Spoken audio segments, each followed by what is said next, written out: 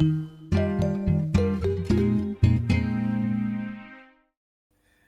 and welcome to Two Peas in a Pod with me, Sam Liebens. And me, Aaron Herskowitz. Welcome back. Yeah, it's good to be back. And what are we discussing this week, Aaron? We're going to be talking about childhood fears and anxiety. There's not a comma after childhood, but childhood fears Yes, and and anxiety. anxiety. Yeah, There you go. yeah. Well, very good. I should say I'm neither afraid nor anxious of discussing these topics with you. I'm looking forward to what will come of it. What do you have for the Torah corner? So it's a great question. Thank you. The concept of fear comes up pretty explicitly in the Tanakh, in the Bible, in a number of places. And I actually wanted to share one specific source and also to understand it unto itself and also what we can potentially take away from it. A very famous, perhaps one of the most well-known chapters in Tehillim, in Psalms, and most well-known, I think, definitely amongst the Jewish people, but in the general culture, the number of times I've heard that quoted in books, in movies, things of that sort is also giving me a feeling that it's well known there too, is Psalm 23, chapter 23 of Tehillim, where we traditionally sing this at, some sing it at other meals as well, but we usually sing this also at the third meal of the day on Shabbat. And one of the verses, the fourth one, I think, goes, Gam ki elech begates mavet lo irara ki ata imadi shiftecha umishantecha hema inachamuni. Though I walk through a valley of deep darkness, or the valley of death, so mavet being death, Or the shadow of death, lo, the valley of the shadow yes, of death. though I walk in the valley of the shadow of death, I'm reading the Sepharia translation of sources. So I shall not fear evil or harm, for you are with me. Your rod and your staff comfort me. This experience of someone walking through either a literal or a metaphorical valley and not fearing harm, fearing evil befalling them because of the fact that you, God, are with me.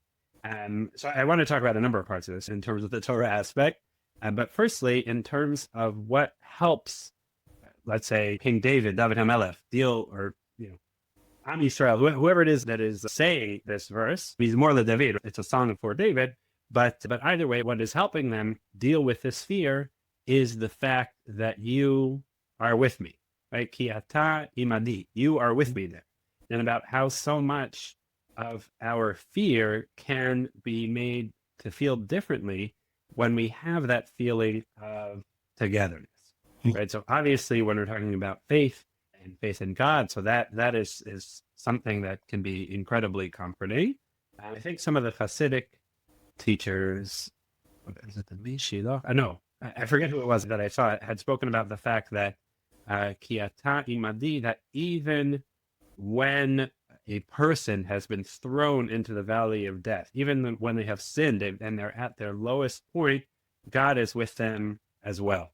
And this also is related to another idea that mentioned in other earlier sources about the fact that, as it were, right, if the verse had not said it explicitly, we would not be able to say it, but that God himself is also judged in a certain way. And this is a verse that supports that idea, right? That God also is there with us in the valley of death. He is, whatever that means, being judged or being punished, but that for us, from our perspective, that's something that helps us continue to comfort us. And we'll talk a little bit later on about how, with regards to what parents can do when children experience fear and anxiety, is really stress this idea of togetherness and support, whether it's with physical support. We want to also have our kids develop their own abilities to deal with fear, but as time goes on, that the idea of us also can be something that children find comforting too. When you're nervous, when you're scared, think about me, right? Sometimes, definitely at younger ages also, right? I'll be there with you, or if it's something that isn't just incredibly freaking them out, to also be there with them physically.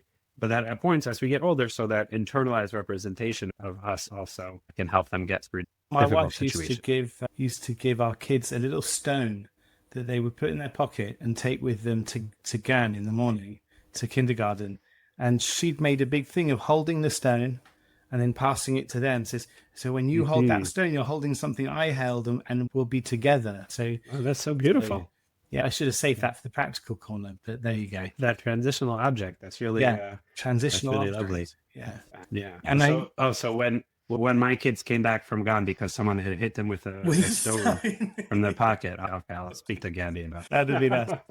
But you remind me also of a rabbi in London, Rabbi Godlewski, who used to say, if he was feeling scared, like he was on the underground, and he is Haredi, so he's very openly, outwardly Jewish in the way he dresses and looks.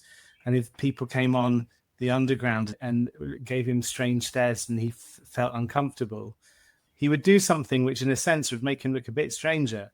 But he would take a pocket mint, like a candy or a mint, and pop it in his mouth, but just before he'd say Baruch Atah Hashem Elokeinu melech haolam shekol niyeh b'dvaro, it'd make the bracha. But the big thing about a bracha, a blessing over eating, is that you address God in the second person. You say Baruch Atah, and it would give him tremendous comfort that he'd feel like he's with God, that God is with him. The opportunity to make a blessing brings God consciousness into focus, brings God as a you into focus, and that would make him feel less scared. Wow, so many great practical things in the Torah corner already. Well, you've this, how evocative that verse is. What do you make of the staff and the rod? Oh, that's exactly what I was getting to. Okay, we've been podcasting so long, it's like you can read my mind. I can read your mind. So there's a number of different commentaries that talk about what that imagery is in general, and also why it's repetitive, right? The rod and the staff, the shevet and the mish'anet. Why do we have both of those? But I specifically wanted to bring the commentary of the Malbim on those words because of the fact that he says that they're referring to two qualitatively different items. The shevet is, maybe I'll quote it in Hebrew and then I'll translate it. And he writes as follows on the verse. He uses the parable, David HaMelech, to say that it's like a shepherd who is walking with the sheep, and in one hand he is holding the small rod, in which he uses to lightly tap the sheep and put it on the correct path. And in his other hand he is holding the staff, which is the strong, brazen, powerful staff,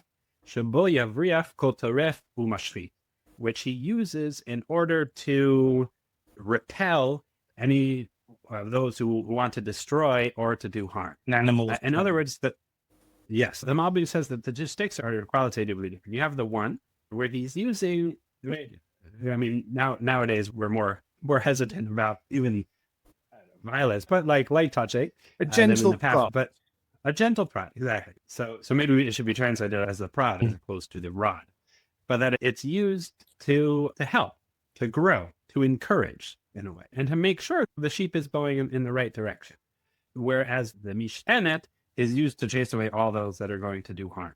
And I think that's also a lot of that duality almost of the two different staffs. It's also something we're going to talk about. It's true in a lot of things in general in parenting with regards to the need for boundaries and also the need for love and encouragement as well at the same time.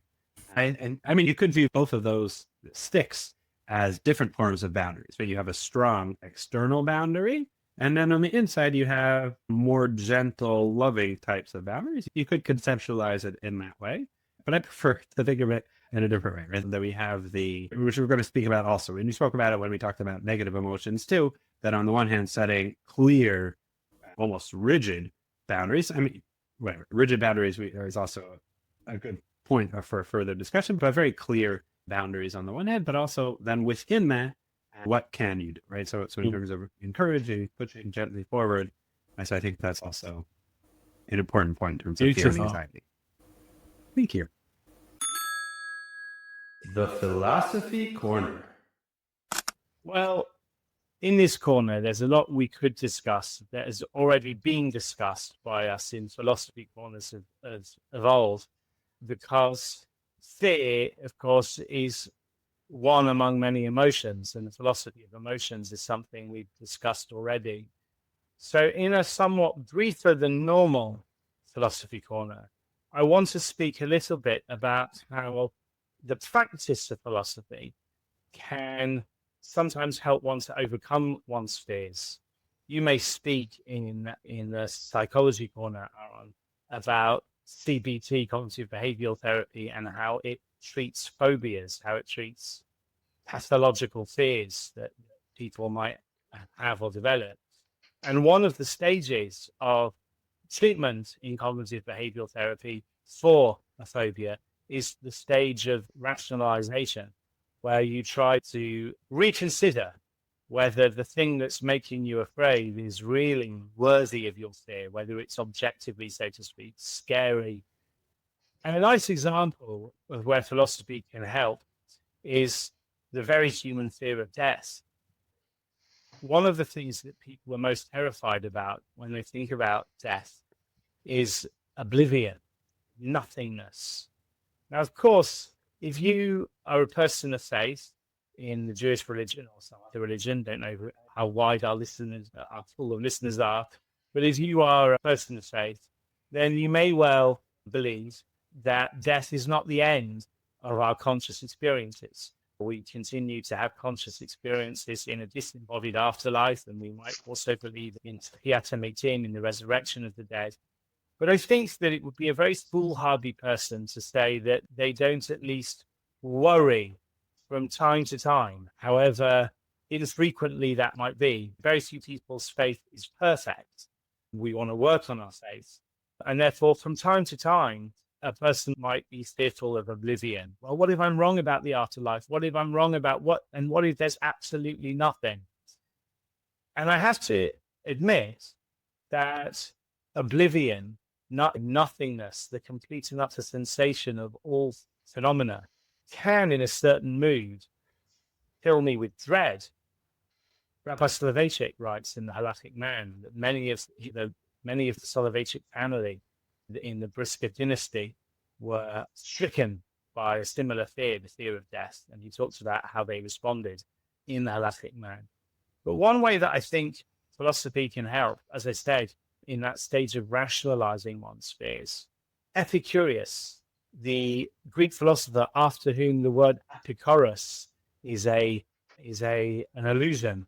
An Epikuros is an apostate, but the kind of canonical apostate.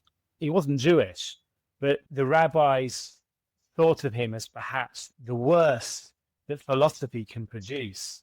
And I think the reason they thought of that was because of his ethics. He was a hedonist on the one hand, so he thought that things are only good if they're pleasurable, and if they're painful, they're automatically bad.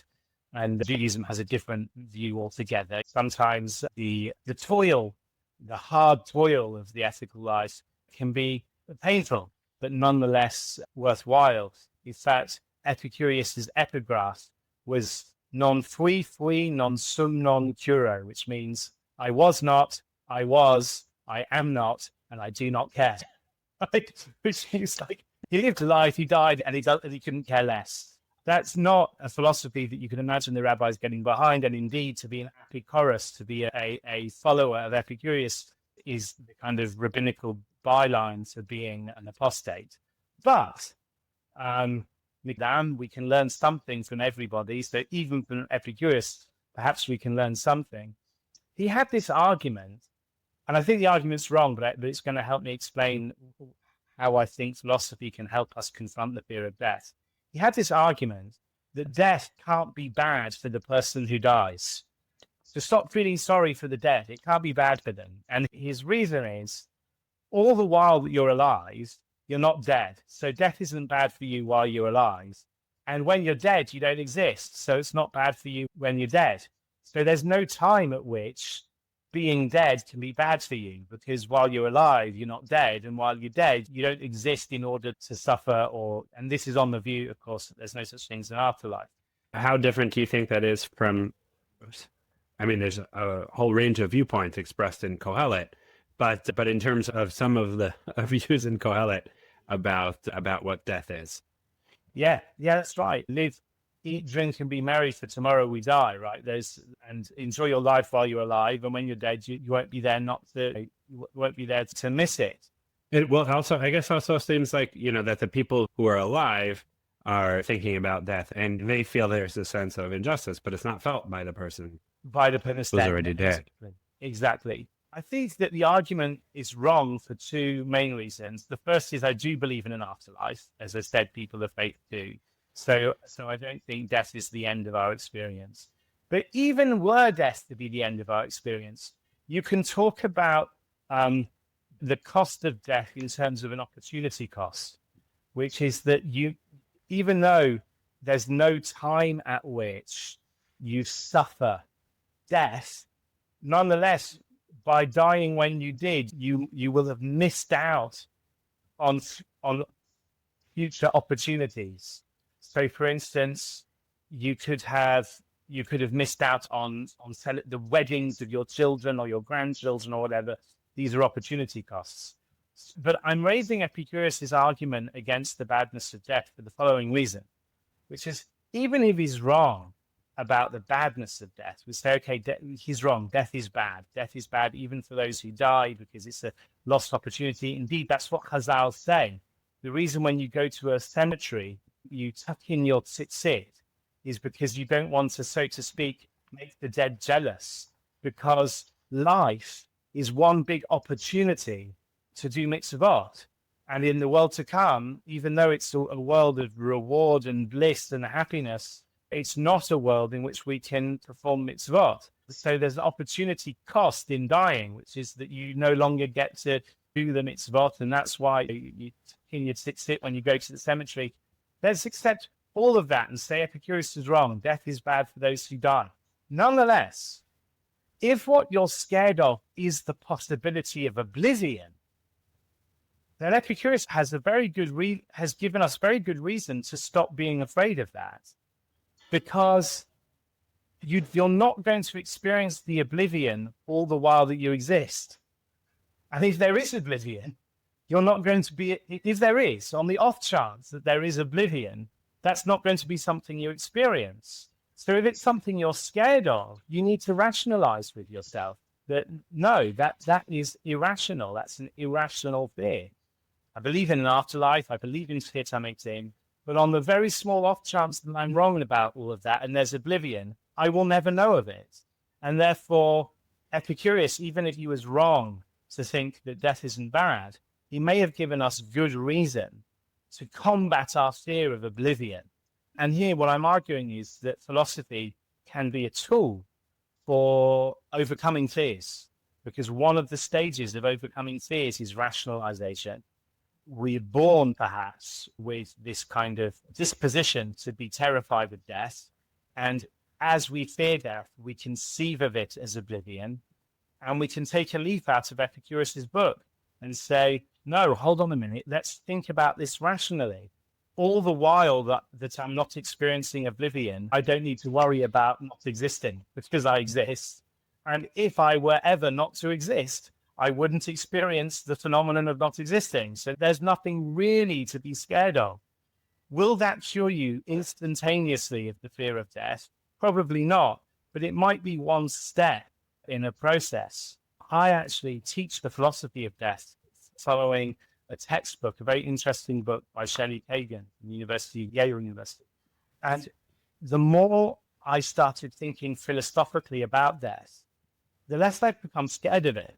And actually, this is something that Rabbi Soloveitchik says in The Halachic Man. He said that what his grandfather would do when he was seized by the fear of death was to learn the halachot of Hilchot Evel and the halachot of death. And he found that somehow learning about it helped to ease his fear. There may be a slight difference in learning the halachot of the phenomenon and thinking philosophically about a phenomenon, but they might have in common that they help the mind to come to terms with the thing you're thinking about and to render it less scary, essentially, less alien, less foreign, less scary.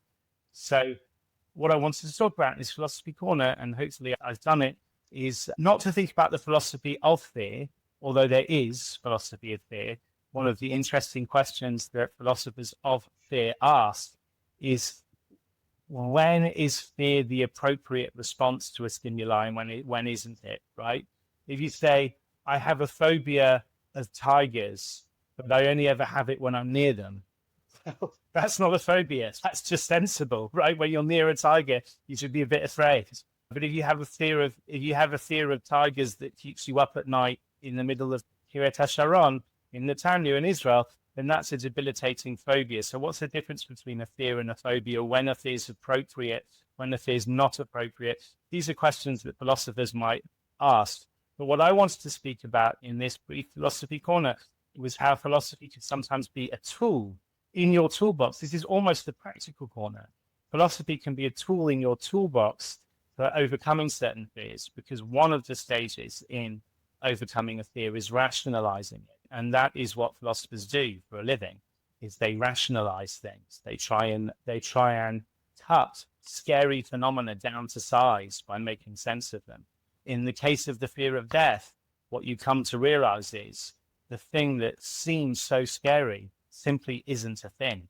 There is no such thing as experiencing oblivion, because if you're experiencing it, you wouldn't have been obliviated. Interesting. I will respond in the psychology. Great. Okay, so Psychology Corner. I do have something prepared on specifically childhood fears and anxiety, and I think that some of it relates to the fear of oblivion that you spoke about. But I first do want to issue a rejoinder to what you said, because I think that as a psychologist, because you're doing this in the Psychology Corner. So no, you're I'm doing it. I'm doing it as your friend, Sam, as your friend. But also, but yes, true with psychology.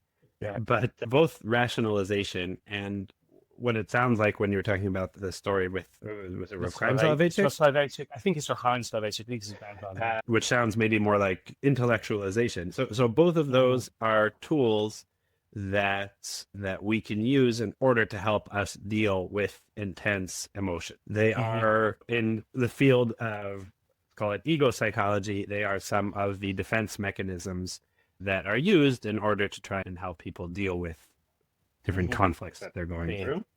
Yeah. And in a sense, when you referenced the CBT at the beginning, there is also definitely a school of thought within CBT that would be very, happy with I think I'd be curious in how you presented it, because of the fact that so much emphasis is put on using logic in order to overcome fear and anxiety, which sometimes can be quite illogical. However, I would suggest... I knew a but was coming. Yes. However. But. So I think that there's a limit, a pitfall to rationalization in two ways. And I think that the two ways are probably related to each other. One is that there is a limit as to how far rationalization can help, because of the fact that its assumption is that our fears should be rational. And if we have an irrational fear, we should use logic in order to get rid of it. But in truth, that's not how fears work. Yeah. Our fears, although they usually are connected to reality in some way. In part also the work that I do with some people is trying to, especially people who are beating themselves up about their anxiety, about whatever it is that's holding them up, trying to at least explain a little bit. Why is your mind doing this to you? There's some type of reason that makes sense, right? It might be logic that's been perverted somewhat, but there's some reason that your mind is doing this to you. But by the very nature of emotion, emotion is distinct from logic in our cognitive faculties, which I guess gets back to our discussion about negative emotions and how emotions relate to thought and intellect, and how different they are or how overlapping they are. I would just say in defense of the philosophy corner is that I think CBT is I presented rationalization as one stage of a process. So I think very few clinicians would say that you can get rid of a phobia by rationalizing with it. That should be enough. I'll explain to you why that's silly. Now stop being afraid. But it could be a part of the process Yeah, that's definitely talents true. and There results. is definitely a place for it, I think, and it can be very helpful in part in order to help people. Mhm. I think that the other limitation I would suggest with regards to rationalization, which doesn't need to, I think your point is very valid, doesn't need to minimize saying, Mhm. oh, there's no point in Mhm. dealing at all with rationality, but that the other limitation is that focusing excessively on it can also cause us to detach from our emotions as well. In other words, that if we're solely focused on the rational logical elements, we're also ignoring the emotions too. And so Mhm. even though we might sort of trick ourselves into thinking, oh, okay, fine, yeah, no, there's no reason to be concerned about that. Still, at the end of the day, all of a sudden we'll be hit with something. And now we don't even, since we've divorced our intellect from our emotions, and we actually have maybe less tools to deal with it. Are you saying you could get into a stage where you have these emotional responses and you don't even recognize them or something like that? Yeah, that's the great danger in people who are less in touch with their emotions or claim that they don't Mm. experience emotions is that they're wrong. And they do have emotions, and it ends up being that their emotions come out in ways that they don't then understand. There's someone That's who interesting. is not in touch with their anger and then all of a sudden starts yelling at someone who perhaps should not be the object of their ire, and yet and they're losing it because of something else that happened. But people, they weren't angry at the original person. They're angry Got it. because someone gave them cornflakes instead of Cheerios. Happened to me this morning. No, that didn't happen to me this morning. But so that's in terms of that. Okay. So getting back to the originally scheduled psychology corner for childhood fears and anxiety, I find this topic really fascinating because of the fact that in addition to fears and anxiety in general, which I think the fear of death is definitely a big one there. Oh, I also wanted to add that I'll talk about in the practical corner if I remember some personal Okay. experiences with that. So children, so in addition to fear and anxiety in general, we're talking specifically about childhood fears and anxiety. And usually when we think about childhood fears and anxiety, we might notice the fact that children have very intense fears. That on average, I would say, it would seem like children are perhaps more afraid than adults. They're also perhaps on average more calm than adults because of the fact that children are usually live a more extreme existence than adults do. And we could look at that one of two ways. One way in looking at it is that all of us, both children and adults, have the same fears and the same sort of initial level of fear, perhaps. Adults have more regulatory capacity, techniques to calm themselves down, rationalization, for example, and other self-soothing techniques, so that they are able to take that fear and already experience it in a lower way. Whereas children don't have as many techniques, and therefore that same fear is experienced in 2 or 3 or more times intense way than it is for adults. In other words, childhood fear and anxiety is the same as adult fear and anxiety. It's just that they have less tools to deal with it. That's one. I'm oversimplifying, but I'm okay with that. That's one way to look at it. Another way to look at it is that actually the fears that children that exist at the time of childhood are so much greater than the fears perhaps that we think of as adults.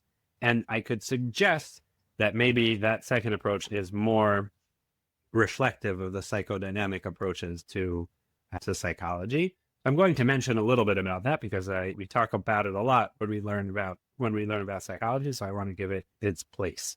Well, firstly, to start off with Freud, even though he does talk about anxiety at earlier stages of life in terms of the sense of helplessness that exists when a baby is younger, I don't want to focus on that part because the next thinker that I will mention, she wrote about that a little bit more extensively. What I did want to focus on was an anxiety that exists later on in the Oedipal stage of development. So this is a family-friendly podcast, more or less. So I won't get too much into the graphic descriptions that Freud does, but that the anxiety that children experience at this stage is very symbolic and structured in nature, and that what they experience is a desire to become strong and powerful and all capable, and to replace their parents, right? Because they experience their parent as being, whatever, in the Freudian viewpoint, that's usually we focus on the development of a male child, and that he wants to go ahead and replace his father, who he experiences as omnipotent and incredibly strong. So he wants to take over his job, basically. Right, Dad, you go. It's okay. I'll be here. I'll be here with Mom. And then the result of this, though, is that he then experiences a strong sense of anxiety from the fact that his father may punish him for this desire to be powerful and in control. That fear and anxiety is necessary because it is sort of the stand-in for the expectations of society, what he would go on to become the superego. But this sense of anxiety that his father is going to punish him in a severe and an intensely physical way is really scary. And it's kind of interesting in general in terms of the fact that it seems like, according to Freud, there's all sorts of different quotes in his name about something like that, like neuroses is the price that we have to pay for the advancement of civilization, something along those lines, meaning that we need, as humans, to be neurotic in order to exist within a civilized world, right? In order for us to actually have internalized these rules, these expectations, we need to have internalized them so that we cannot be animals, right? We cannot be barbarians, but civilized people, and to move civilization forward. But the effect of this is that we're all going to be neurotic, right? Because we're going to be anxious because we've absorbed these rules, and the basis of these rules is, oh, if we don't do this, then we're going to get punished, right? Our father's going to come and do something horrible to us. So that's a really intense anxiety. Melanie Klein, who's sort of the next generation student of his, she focused on earlier stages of development than Freud did. And she, getting back to the fear of oblivion, spoke about really two different stages in development. And the first stage is one in which the fear, she didn't use this phrase, but her students said the fear of annihilation exists, where the world is black and white, right? It's very much all or nothing. There's not really a sense of self and other at this stage.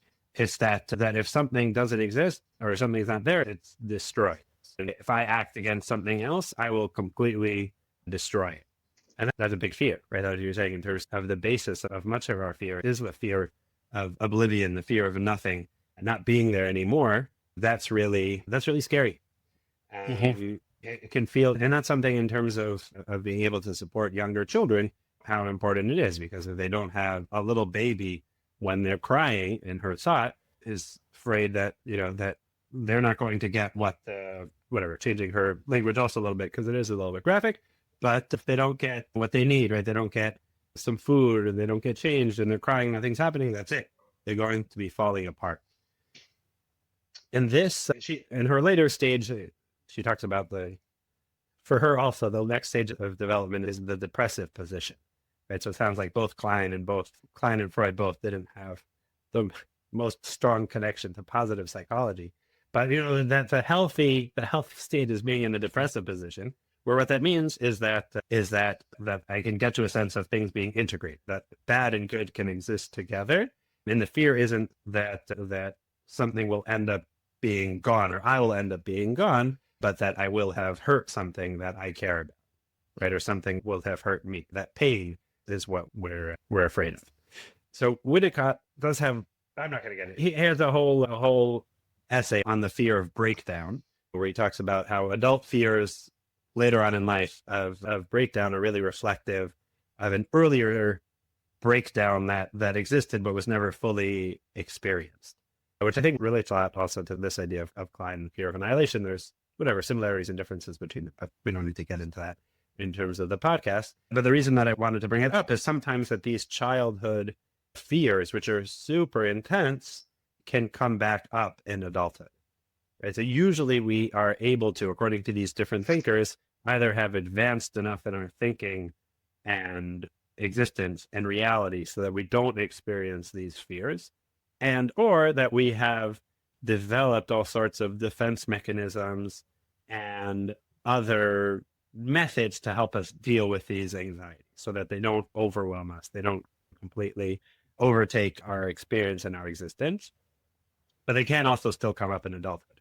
And a situation could be where an adult is in a situation and something minor to an external observer might appear to have been like a minor event, but for the adult, all of a sudden it triggers this intense reaction because it throws him or her back to this childhood experience and this intense fear of anxiety, intense fear of being nothing, intense fear of being externally punished in a severe way. And that's why it can come back up in adulthood.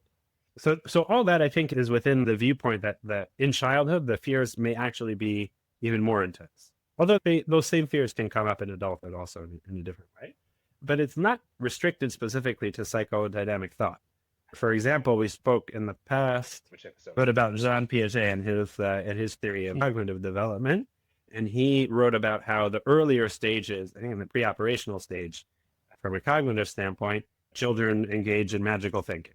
Right, that's the world of children, right? Thinking about magical forces and things of that sort. And for that reason, so fears can be more intense, right? In other words, that your mind is convinced that monsters are real, right? And hiding under the bed type of monsters, and that they could fly in through your window through the night or go through a wall or things like that, then your fear is going to be more intense as opposed to, an adult that doesn't usually engage in magical thinking.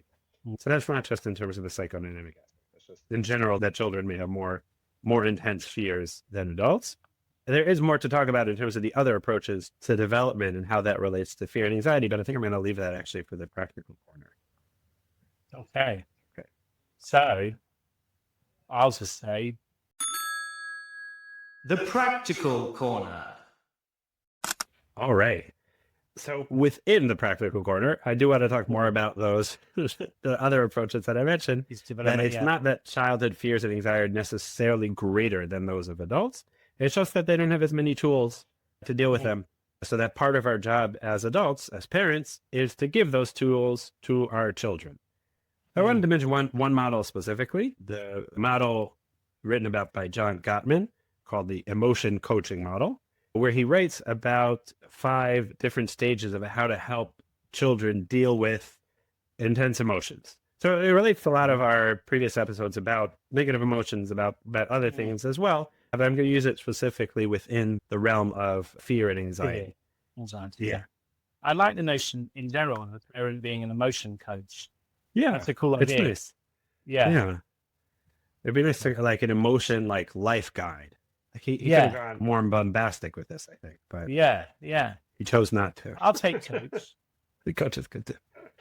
Okay, so number 1 is the awareness of the child's emotion. That right, sometimes it's more convenient for us to not be aware, to not know what it is that the child's feeling. And that also can be that because of the fact that children's fear can often be expressed in non-emotional terms. Your child who comes, this happened to me this very morning, a child who came and said, "Oh, my tummy hurts." So, I mean, it could be there's some digestive issue going on, but often for children, my tummy hurts is, I'm having a bit of a hard time now. I'm scared about something. I'm nervous about something, apprehension. It could be that it may even cause a physiological sense of pain for the child. So it's sometimes us being aware of the child's emotion, even when they're not yet aware of that emotion. Right. Okay, so that's the first step. So this isn't even, the first step isn't even trying to help the child identify the emotion. It's you trying to identify the emotion. And sometimes it's at the beginning, you can't even know what emotion it is, but you're saying, wait, there is an emotion here. Maybe I'll be able to figure out. It's not just that they're complaining or they're being whiny or bratty. They're feeling something. The second step, which is incredibly important, I mean, they're all important, but is viewing this as an opportunity for connection. Well, I'll give an example. Last night, Shiro was away with some event for a friend, and 2 different children had a very difficult time falling asleep, which is why I was so excited that we're doing this topic today. Difficulty falling asleep because of fears. So I was at that point done.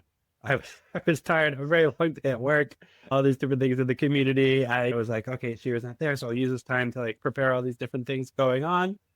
But it was not meant to be because the children were afraid of different things and they needed support.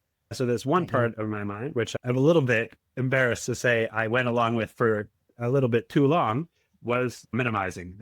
Like, just go to sleep, stop complaining, everything's fine, right? Not viewing it as an opportunity for connection. That part of my mind was viewing it as an annoyance, as a hindrance, Yeah, as because yes, you one are a more human thing being. that I need to take care. Because you are a But human. yeah. But then I remembered it. We're going to talk about it in the podcast. So like, oh, okay, I probably should talk about and respond to everything. So I use my own regulatory mechanisms of self-shame and public shame, fear of public shame, to change that mindset. Another that this is an opportunity for connection. What helps me, let's say, getting to the stage of viewing an opportunity for connection is like I'll often fast forward to the future, like 20 years down the line. Like, how do I want my kids when they're adults to remember how their fears were responded to? How did we hold them in more difficult situations? I forgot I had one to mention with Winnicott also the creation of a holding environment, right? When children are anxious about things, that our job as adults, as their parents, is to create an environment where they feel held and supported. So that helps me on a personal level. I'm sure everyone has their own way of helping them reframe the situation. But that's stage number 2, viewing it as an opportunity for connection. The third phase is listening empathetically, right? Trying to hear what it is that they're saying. And sometimes what that means is listening actively, especially depending on the age of the child, like trying to draw out from them what it is that you're feeling, why you're feeling that way, trying to help them really flesh it out so that you can understand, well, if we notice that there is an emotion, this is the stage where maybe you're going to be able to try and figure out what is the emotion and why is the emotion coming up now and how is that emotion affecting you. So to really help them express it, both for their own sake to express it and also for you to understand it. The fourth stage is helping to label the emotion, right? So we spoke about this with regards to negative emotions also, but it's such a huge tool in people's emotional lives, being able to say what it is that they feel. Wow, that sounds really scary, right? I can't believe how infuriating that is. It sounds like you're really sad. Using that word to help them even just put a one or more word description to what it is that they're feeling, right? That this tummy ache is fear. You're not trying to hijack their emotional experience and say, oh, that tummy ache, it's actually anxiety. But you're trying to help them make that connection. It's discovery. Yeah. It's not taking over their experience for them. Yeah. And then the fifth stage that he suggests is setting limits or problem solving, which means trying to help figure out, well, okay, how do we deal with this emotion? So when we spoke about anger and negative emotion, so it was about setting limits, right? You can feel angry and that's okay, but you can't punch your brother. You do that. But if we're not talking about things like anger, so maybe and problem solving is also relevant for anger too. But okay, yeah, you're really afraid. Okay, let's see what we can do to try and help you with that emotion. So his method of emotion coaching can be very helpful. It is very practically focused also. In other words, trying to help the kid figure out what it is that's going on. There are other things, other tools that maybe I would add to this because I don't think that it's not enough. I mean, it could be that he writes about this also.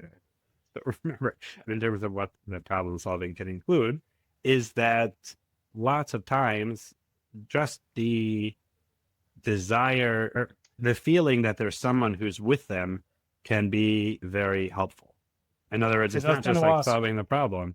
Yeah. I was going to ask, up until now, what you've been helping us with in this practical corner, I'm taking notes myself as a parent, is helping the child to get in touch with what it is they're feeling. But then my thought is, well, hold on a second. This episode is on fear and anxiety. Once they've got in touch with what they're feeling, how are we going to help them with their fears and their anxieties? Yeah. I suppose that's what that's what you're coming to here. Yeah. Is that in one respect, that the process of being with them in their fear and their anxiety will help them with their fear and anxiety. Right. Yeah, I think that can be a big part of it. Right. In other words, that we might have this tendency, it's sometimes hard to notice us saying, but yeah, don't worry, or it's going to be okay, or there's nothing to be afraid of, which can be important also, right? There is a place for that still, but many times it just minimizes what it is that they're feeling. And it's almost never fully helpful. But don't worry. Oh, okay, fine. I won't worry. Oh, I feel so much better now. That's incredible. Don't overthink it. Oh, okay. I never thought about I that. just thought about that. But it can be helpful, right? In other words, there is like a certain level of self-soothing also. It's okay. Well, That can help. It relates to our question about to what extent does rationalization and intellectualization help. It helps a bit, but it doesn't help. Yeah, that's really true. It won't get rid of the fear. Yeah. But a feeling of togetherness can really help them deal with that. Because a lot of times the fear is relating to being alone. Yeah, being alone in it. And it's tricky also because, so I'll say one of the kids who was afraid was our youngest, and she can't express that she's afraid at all. She just wants us to, I mean, I don't know if she's afraid. I just know Abba sleep and points to the bed next to her, right? Yeah. She wants me to be there. But in terms of how she's breathing, how she's reacting, so it's clear she's afraid of something. And I think it's interesting. I think every single one of our children went through a phase where they were all of a sudden for like a couple of weeks, they like needed us in the room while they were falling asleep or in the middle of the night. I don't know if it's just us or if it's something that everyone's experienced at different stages. But yeah, it happened at least once, maybe sometimes twice for each of the kids. And that's okay also to just be there.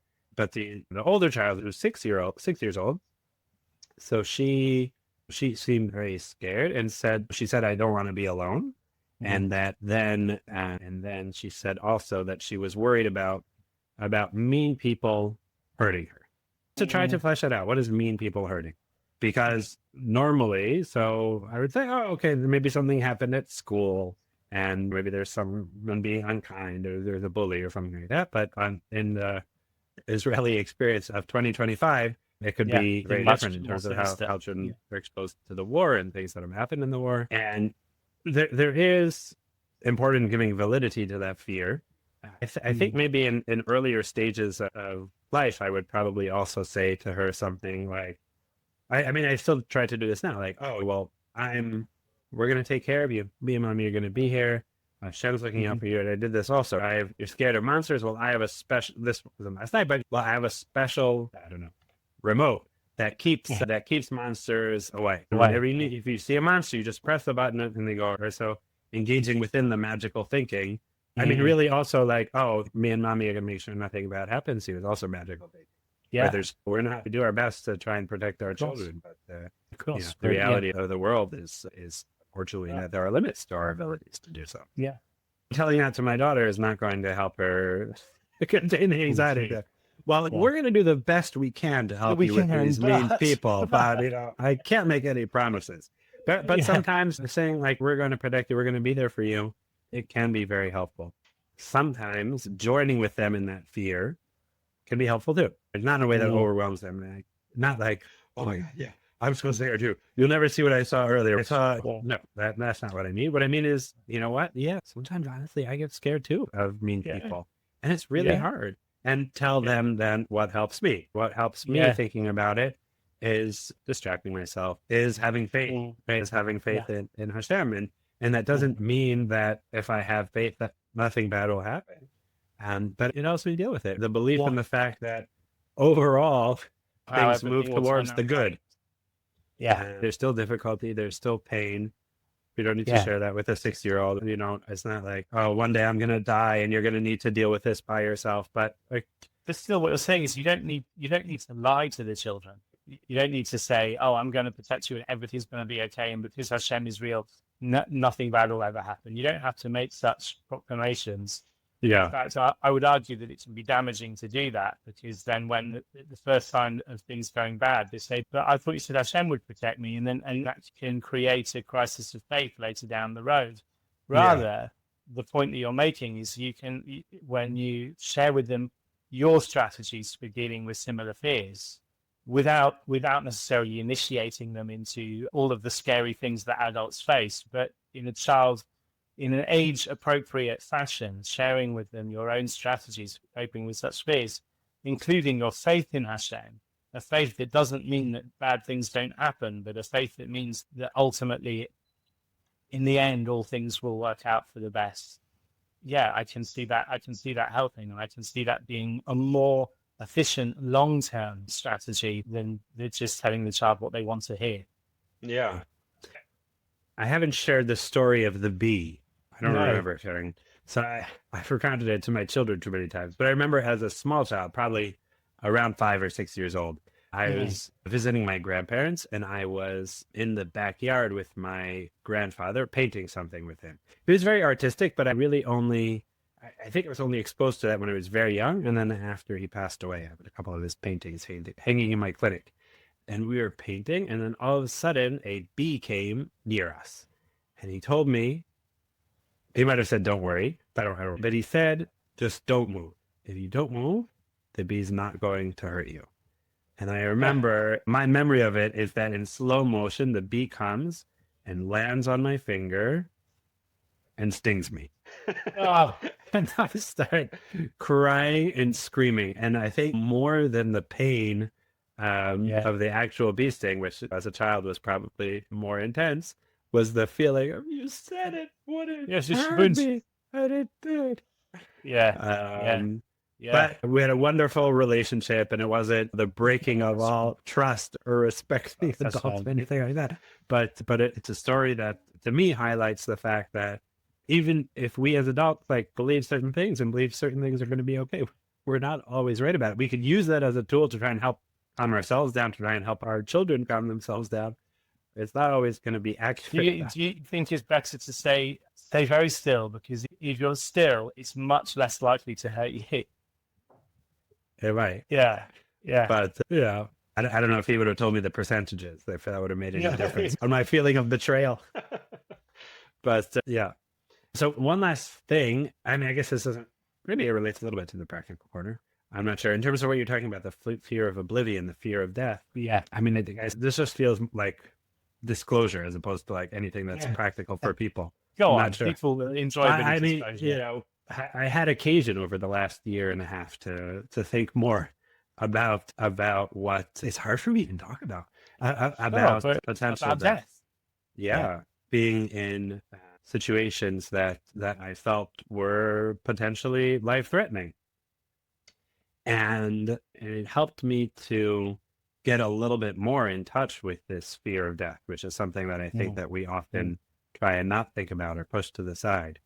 And I feel like for me, it was at some point, this could be a certain sense of rationalization that you were talking about, even though I came out against it. You proved it. And I was saying to myself, I don't feel like I'm afraid of it for myself. I feel like now, being alive, to think about missing out on many decades, God willing, with my family and with my children would be very good things. Painful and difficult. But just from my perspective, if it's over, there is getting to the world of truth after. But that for me, it felt like the fear was more framed around that, around not wanting them to have to experience that.